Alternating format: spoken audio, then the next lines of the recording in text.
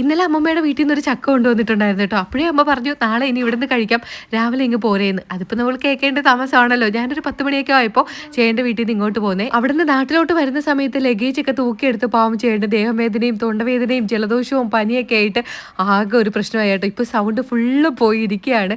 അപ്പോൾ അതിനുള്ള ഗുളികയൊക്കെ അമ്മ തപ്പിക്കൊണ്ട് നടന്നതാണ് കേട്ടോ. അപ്പോൾ നോക്കിയിട്ട് കിട്ടിയില്ല, അത് പഴയതായി പോയി.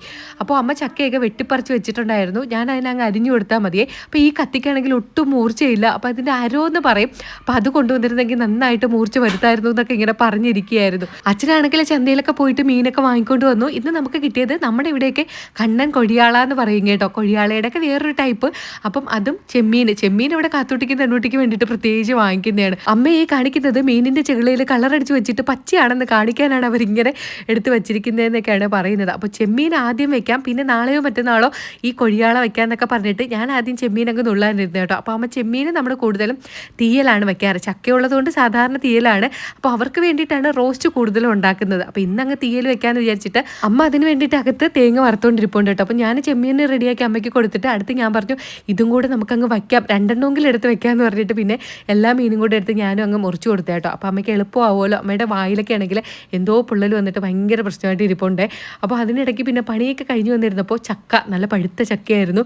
അപ്പോൾ അതും കഴിച്ചിട്ടിരുന്നപ്പോൾ ചക്ക ഇളക്കിയതും ചെമ്മീൻ തീയലും മീൻകറിയും എല്ലാം റെഡി ആയിട്ടുണ്ട്. നമ്മൾ സാധാരണ ചക്കയൊക്കെ ഇളക്കുന്ന സമയങ്ങളിലാണെങ്കിൽ ഇതുപോലെ മീൻകറി മാത്രമേ ഉണ്ടാക്കാറുള്ളൂ. വേറെ ഒഴിക്കാനോ അങ്ങനത്തെ ഐറ്റംസ് ഒന്നും കൂടുതൽ ഉണ്ടാക്കാറില്ല കേട്ടോ. പിന്നെ അച്ചാറോ എന്തെങ്കിലും കൂട്ടി കഴിക്കും. അപ്പോൾ നല്ല ചൂട് ചക്കയും ചോറും.